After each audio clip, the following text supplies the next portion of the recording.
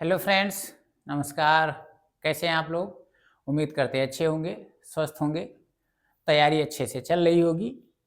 तो आज के सेशन में उत्तर प्रदेश की प्रमुख जनजातियों के बारे में चर्चा किया जाना है और ये विस्तार से चर्चा किया जाएगा कि उत्तर प्रदेश में कौन सी प्रमुख जनजातियां पाई जाती हैं, कहाँ-कहाँ पाई जाती हैं, किन-किन जनपदों में पाई जाती हैं। उन जनजातियों से संबंधित कुछ महत्वपूर्ण तथ्यों पर भी बात करेंगे, संख्या पर भी बात करेंगे, प्रदेश की सबसे ज़्यादा जनसंख्या में पाई जाने वाली जनजाति कौन सी है, इस पर भी बात किया जाएगा। जनजातियों से संबंधित कुछ उत्तर प्रदेश सरकार के द्वारा योजनाओं का संचालन किया जा रहा है, थोड़ा सा उस पर भी बात किया जाएगा। तो चलिए आज के सेशन की शुरुआत की जाए और ये देखा जाए कि क्या क्या जनजातियों के संबंध में हमें पढ़ना है और कौन से महत्वपूर्ण बिंदु हैं जो परीक्षा की दृष्टि से बहुत ही महत्वपूर्ण है, क्योंकि यहाँ से एक क्वेश्चन जरूर पूछ लिया जाता है उत्तर प्रदेश की परीक्षाओं में। तो चलिए सेशन की शुरुआत की जाए और देखा जाए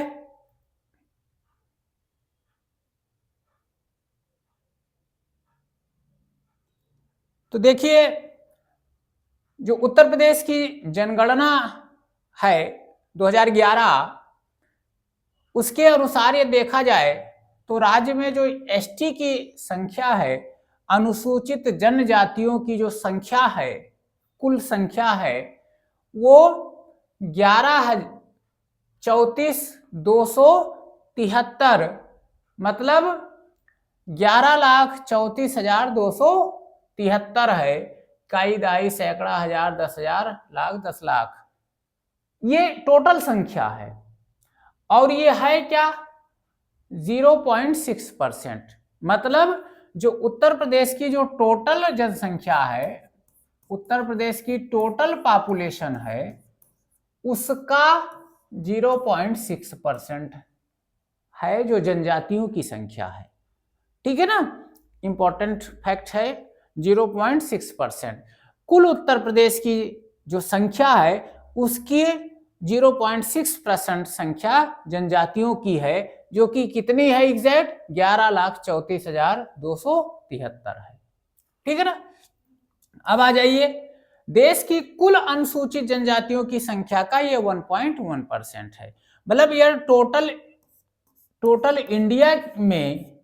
टोटल इंडिया में जितनी एसटी हैं, एसटी की संख्या है, पूरे भारत में जितनी अनुसूचित जनजातियों की संख्या है, उसका 1.1% कहाँ निवास करती है, यूपी में निवास करती है।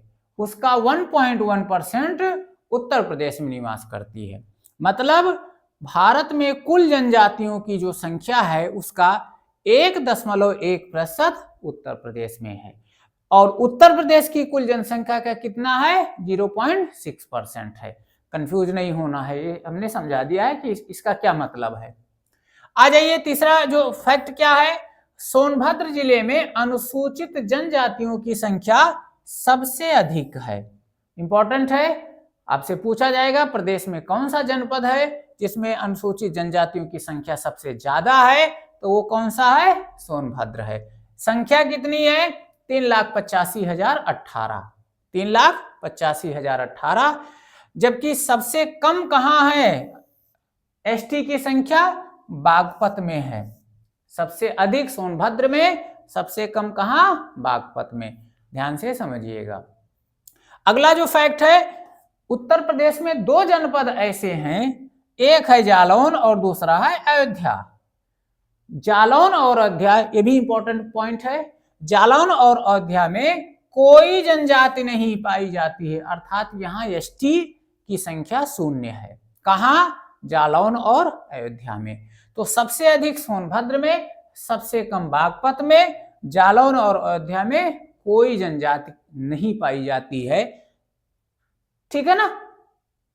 नेक्स्ट और फैक्ट बात की जाए, भारत सरकार द्वारा, अब आ जाइए, 1967 में प्रदेश में निवास करने वाली 5 जातियों को अर्थात जनजातियों को अनुसूचित जनजाति की श्रेणी में सूचीबद्ध किया था। अनुसूचित शेड्यूल ट्राइब में जो 5 जनजातियां थीं 1967 में, जिसमें थारू, बुक्सा, भोटिया, जौनसारी व राजी, इनको शेड्यूल ट्राइब में सूचीबद्ध किया गया था। अब वर्तमान की बात करेंगे उस पर भी, जिसमें से देखो ये जनजातियों को सूचीबद्ध किया गया, जिसमें बुक्सा एवं जो राजी जनजाति है ये भारत के विशेष रूप से कमजोर जनजाति समूहों में गिनी जाती है या शामिल की जाती है। भारत की जो जनजातियां उनमें सबसे कमजोर जनजाति कौन सी है? बुक्सा एवं राजी जनजाति है। ठीक है ना। नेक्स्ट पॉइंट की बात कर लें। 2000 बाद में 1967 में 5, 2003 में 10 और जनजातियों को अनुसूचित जनजाति की श्रेणी में सूचीबद्ध किया गया। तो 5 पहले थी, 10 2003 में, तो टोटल कितनी हो गई? टोटल जनजातियों की संख्या हो गई 15 जो वर्तमान तक हैं। उत्तर प्रदेश में 15 प्रकार की अनुसूचित जनजातियां पाई जाती हैं। वो 10 कौन कौन सी हैं जो 2003 में सूचीबद्ध की गई? गोंड है जिनकी संख्या, अब देखो गोंड जनजाति एक समूह के रूप में है। धुरिया, नायक, पठारी, राजगोंड और ओझा, ये सब को गोंड में, तो ये गोंड जनजाति एक समूह के रूप में है। ठीक है ना। कहां पाई जाती है? महाराजगंज, सिद्धार्थनगर, बस्ती, संत कबीर नगर, गोरखपुर, देवरिया, कुशीनगर, मऊ, आजमगढ़, जौनपुर, बलिया, गाजीपुर, चंदौली, वाराणसी, भदोही, मिर्जापुर और सोनभद्र में ये गौड़ जनजाति पाई जाती है। दूसरे नंबर पर खरवार है, जिनकी संख्या, खरवार या खैरवार, जिनकी संख्या 1,60,676 है। ये पाई कहा जाती है? देवरिया, बलिया, गाजीपुर, वाराणसी और सोनभद्र में। तीसरे नंबर की जो जनजाति शामिल की गई है 2003 में, सहरिया है। ये संख्या 1,05,291 ललितपुर में पाई जाती है। परहिया है, ये सोनभद्र में पाई जाती है। सब पूछा जाता है कहाँ पाई जाती है। बैगा जनजाति है, ये सोनभद्र में पाई जाती है। इनको 2003 में अनुसूचित जनजाति की श्रेणी में शामिल किया गया। और 5 कौन है? पंखा या पनिका, मिर्जापुर सोनभद्र में, संख्या 24,862।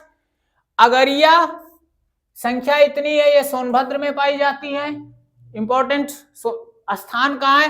पटारी जनजाति है, इसकी संख्या का आंकड़ा नहीं है, सोनभद्र में पाई जाती है। चेरो जनजाति है, सोनभद्र और वाराणसी में। और भुइया या भुनिया, ये सोनभद्र में पाई जाती है। तो ये इन 10 जनजातियों को 2003 में अनुसूचित जनजाति की श्रेणी में शामिल किया गया था। ठीक है ना। तो कुल मिलाकर के 15 अनुसूचित जनजाति उत्तर प्रदेश में निवास करती है। अब आ जाइए कुछ जनजातियों के संबंध में विशेष बातें, जिसमें सबसे ज्यादा जो क्वेश्चंस आता है वो थारू से आता है। थारू जनजाति उत्तर प्रदेश की सबसे बड़ी जनजाति है, महत्वपूर्ण जनजाति है। कहाँ पाई जाती है, क्या इनसे संबंधित विशेष बातें हैं, उस पर बात किया जाए। तो थारू जनजाति के लोग प्रदेश के, उत्तर प्रदेश के, ये क्वेश्चन आ चुका है, कहाँ? तराई जिलों में निवास करती है। अब तराई जिले जो हैं महाराजगंज, सिद्धार्थनगर, बलरामपुर, श्रावस्ती, बहराइच, लखीमपुर। ठीक है ना। ये जो मुख्य रूप से नेपाल से सटे वाले एरिया हैं वो तराई जिलों की श्रेणी में गिने जाते हैं। वहीं थारू जनजाति निवास करती है महाराजगंज, सिद्धार्थनगर, बलरामपुर, श्रावस्ती, बहराइच और लखीमपुर में, लखीमपुर खीरी। ठीक है ना। यहाँ थारू जनजाति पाई जाती है। ये थारू कहाँ के माने जाते हैं? किरात वंश के माने जाते हैं। ठीक है ना। और कई उपजातियों में ये विभाजित हैं। इनके उत्पत्ति के विषय में लोगों में मतभेद है। कुछ लोग मानते हैं कि ये लोग राजपूताना से हैं और कहां? थार मरुस्थल से आकर के यहां बस गए हैं, इसलिए इनको क्या कहा गया? थारू कहा गया। ठीक है ना। ये इंपॉर्टेंट है, कहां पाए जाते हैं? और आ जाइए इनके बारे में। अब थोड़ा सा टेक्निकल चीज है, समझिए। उत्तर प्रदेश में गौड़ की संख्या 5.69 लाख है, खरवार की संख्या 1.61 लाख है, और तीसरी सर्वाधिक आबादी 1.05 लाख है। वो किसकी है? वो थारू की है। अब आपसे ये पूछा जाए कि उत्तर प्रदेश में सर्वाधिक जनजाति किसकी है, सर्वाधिक संख्या किस जनजाति की है, सर्वाधिक जनसंख्या किस जनजाति की है, तो आप देखो टेक्निकल चीज है, समझिएगा। सर्वाधिक जनसंख्या किस जनजाति की है, तो वो थारू की है। अब आप सोचेंगे कि यहां तो तीसरा लिखा है, ये ध्यान से समझिए, ये गौड़ संख्या सबसे ज्यादा है, खरवार संख्या सबसे ज्यादा है, लेकिन ये गौड़ और खरवार ये समूह, देखो समूह में पाए जाते हैं। ये गौड़ क्या है? कई जनजातियों का एक समूह है जिसको गौड़ नाम दिया गया। इसके पहले आपको ओझा है, आपको बताया गया था, ठीक है ना। तो इसीलिए कहा जाता है कि उत्तर प्रदेश में संख्या के आधार पर यदि सबसे बड़ी जनजाति की बात की जाएगी तो वो थारू ही आप बताएंगे कि सर्वाधिक जनजाति या संख्या के आधार पर किसकी है, तो वो थारू की है। ये समूह में नंबर 1 पर है, देखो इसीलिए लिखा है ये समूह में है, ठीक है ना। यहां आप देख सकते हैं, ये देखो गौड़ ये समूह में है, धुरिया, नायक, पठारी, राजगौड़, ओझा गौड़, ये सब समूह में, तब इनको गौड़ कहा गया है, ठीक है ना। इसीलिए ये सबसे अधिक जनजाति की बात की जाएगी संख्या में, तो आप क्या बताएंगे? थारू बताएंगे, ठीक है ना। आ जाइए आगे, इनके बारे में बात किया जाए। थारू लोग कद में छोटे होते हैं, मुखाकृति चौड़ी होती है, थोड़ा सा रंग पीला होता है, पुरुष से स्त्रियां कहीं अधिक आकर्षक और सुंदर होती हैं। साथ में पारंपरिक थारू जो है वो पुरुष धोती पहनते हैं, ठीक। उसके बाद में और बड़ी चोटी रखते हैं जो हिंदुत्व का प्रतीक है। ये इनका वेशभूषा की बात कर लें। नेक्स्ट आ जाइए, जो पारंपरिक थारू स्त्रियां हैं रंगीन लहंगा, ओढ़नी, चोली और बूटेदार कुर्ता पहनती हैं।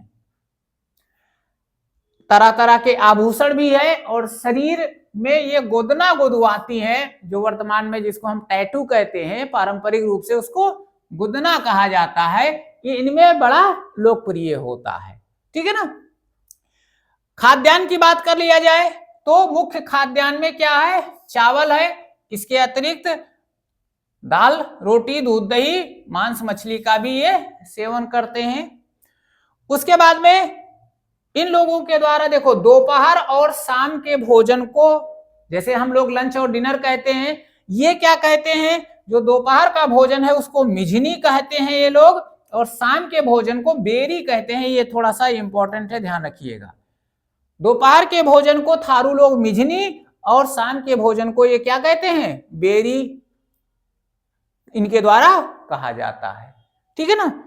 आगे आ जाइए, थारू जनजाति में अब सत्ता की बात की जाए तो मात्र सत्तात्मक परिवार की प्रथा थी, संयुक्त परिवार की प्रथा थी। लेकिन जैसे जैसे समय बदल रहा है इनमें भी बदलाव हो रहा है, लेकिन परंपरागत रूप से मात्र सत्तात्मक परिवार और संयुक्त परिवार की प्रथा इनमें पाई जाती थी। विवाह जो होता था वो बिना दहेज के होता था। विवाह का खर्च दोनों पक्ष, वर पक्ष और कन्या पक्ष दोनों लोग मिलकर के उठाते थे, ठीक है ना। प्रमुख रूप से इसमें बदला विवाह और चुटकुट्टा विवाह, ये इनका प्रमुख विवाह है जो प्रचलन में है थारू जनजाति में।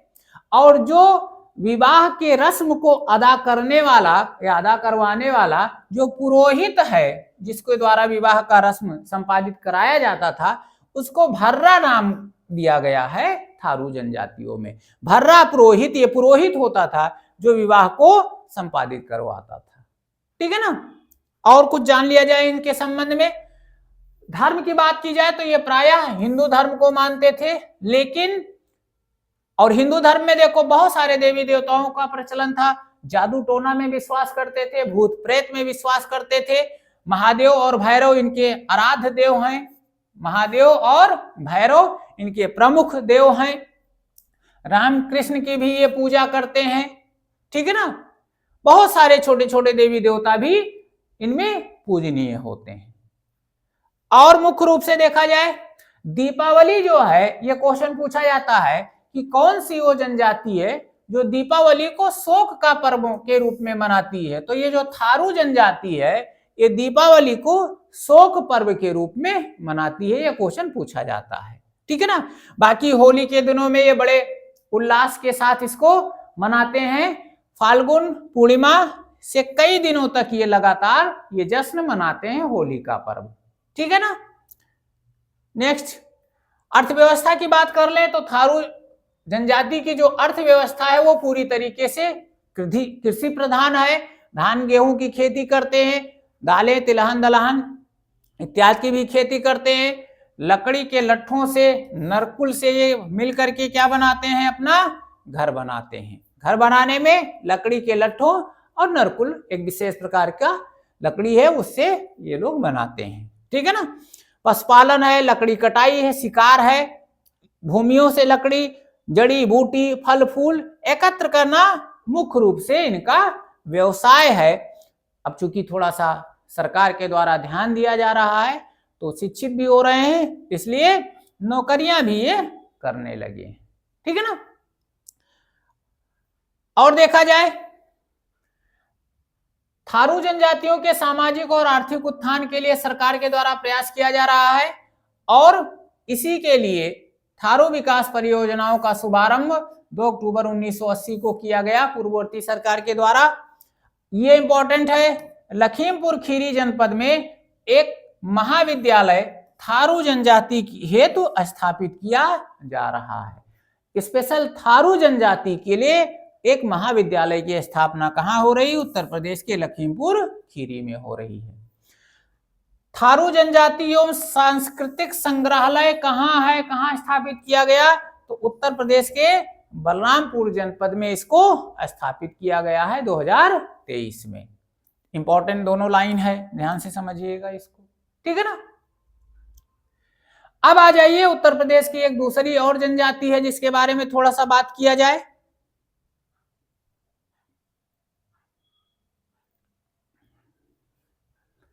बुक्सा जनजाति या भोक्सा भी कह सकते हैं।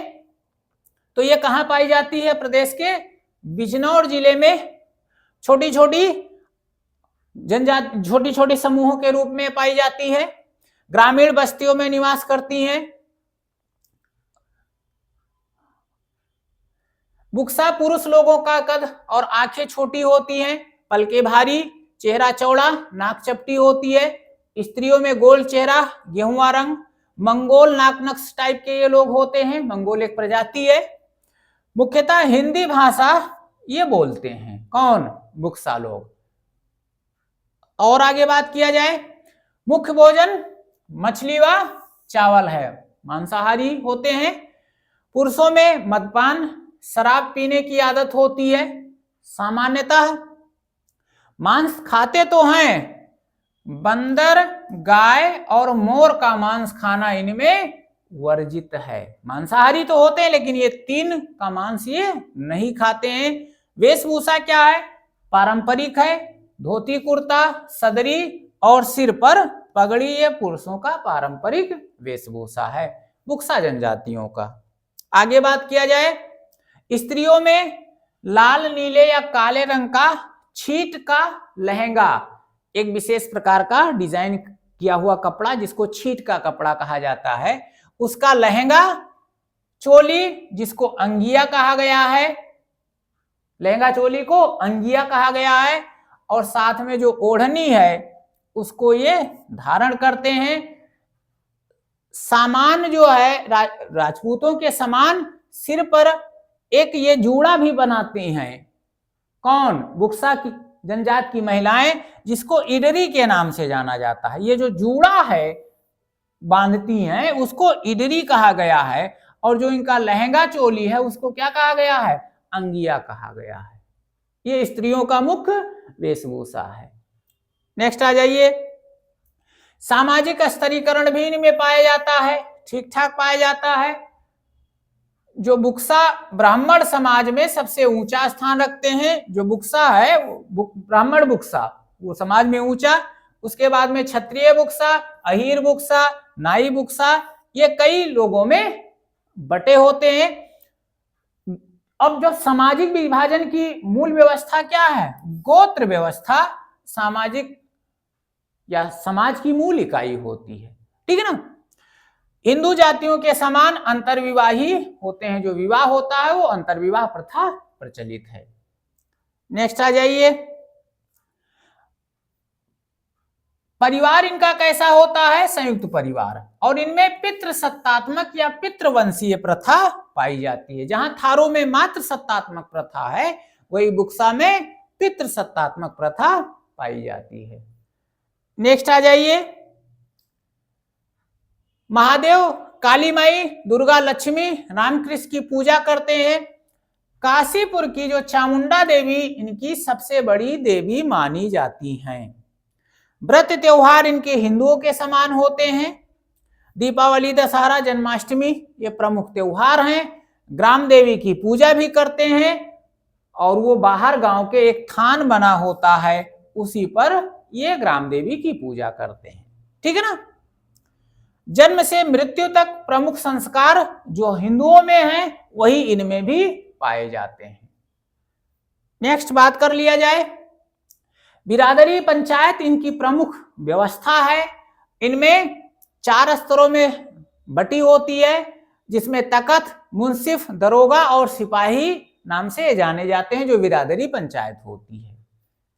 सभी के अधिकार वंशांगत होते हैं और समाज में इन्हें बड़े सम्मान से देखा जाता है। आगे और बात कर लिया जाए, गांव की पंचायत में 3 स्तर होते हैं। कौन? सरपंच, ग्राम पंचायत का सभापति और मुखिया। न्याय पंचायत अध्यक्ष, ग्राम पंचायत अध्यक्ष और गांव का मुखिया, ये तीनों लोग होते हैं जो 3 स्तरीय व्यवस्था होती है।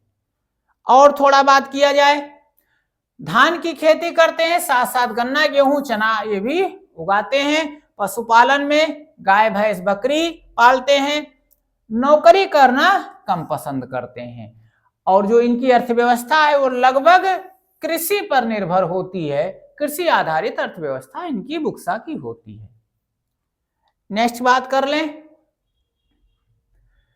अब जो अगली उत्तर प्रदेश की प्रमुख जनजाति है वो खरवार या खैरवार, इस पर थोड़ा सा चर्चा किया जाए। देवरिया, बलिया, गाजीपुर, मिर्जापुर और सोनभद्र में ये पाई जाती है। खरवार जनजाति के लोग निवास करते हैं। कई उपजातियां हैं, जिनमें दौलतबंदी, पटबंदी, सूरजवंशी, राउत, मौगती, मोझयालई, गोंजे, अरमिया, ये कई उपजातियों में कौन से? खरवार जनजाति बटी होती है। वाणी में थोड़ा सा कर्कशता होती है। ये कैसे? रे, तोर, मोर, केकर, ओकर, ये शब्दों का भी प्रयोग करते हैं, कर्कश होती है, ठीक है ना। ये इन शब्दों का ये वाणी में प्रयोग करते हैं।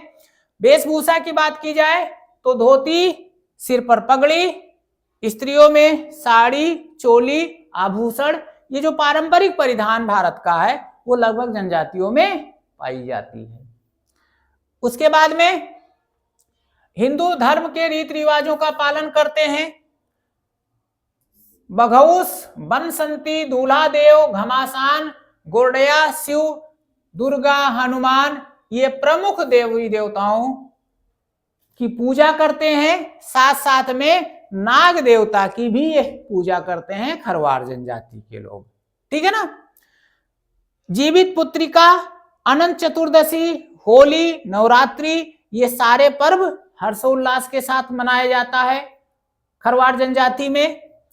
और खरवार जनजाति का जो प्रमुख नृत्य है वो कर्मा है। ये इंपॉर्टेंट है, कई बार पूछा गया है, कर्मा नृत्य किस जनजाति से संबंधित है? तो वो खरवार जनजाति का नृत्य होता है। ये मांसाहारी भी होते हैं और शाकाहारी भी होते हैं, ठीक है ना। और आगे कुछ जाना जाए, जो उत्तर प्रदेश की जनजातियों से संबंधित कुछ और महत्वपूर्ण 2-4 लाइन और जान लिया जाए। जैसे जो प्रदेश की जौनसारी जनजाति है उसमें बहुविवाह प्रथा का प्रचलन है। विक्सु, दियाई एवं पांचोई त्योहार मनाते हैं। कौन? ये जौनसारी जनजाति। सराई, जंगबाजी, धेई, झेला, धुमसू, रासो, घोड़ो, धूड़चा, अंडे कांडे आदि जौनसारी जनजाति में प्रचलित प्रमुख नृत्य है। मतलब बहुविवाह प्रथा, त्योहार और नृत्य ये जौनसारी से संबंधित तथ्य हो गए। आगे थोड़ा सा बात किया जाए, भोटिया जनजाति प्रदेश के तराई क्षेत्रों में निवास करती है। यह जनजाति ऋतु प्रवास करती हैं, समय के अनुसार, ऋतुओं के अनुसार इनका स्थान बदलता रहता है। और लास्ट में सबसे इंपॉर्टेंट चीज ये थोड़ा सा समझिएगा, भारत वन स्थिति रिपोर्ट जो आपका 2023 है, इसके अनुसार राज्य में जनजातीय जिलों की संख्या केवल एक जनजातीय जिला है और वो क्या है, सोनभद्र। तो एक प्रदेश में जनजातीय जिला है, भारतीय वन स्थिति रिपोर्ट ने घोषित किया है, और वो कौन सा है, सोनभद्र है। तो ये था प्रदेश की जनजातियों से संबंधित महत्वपूर्ण तथ्य।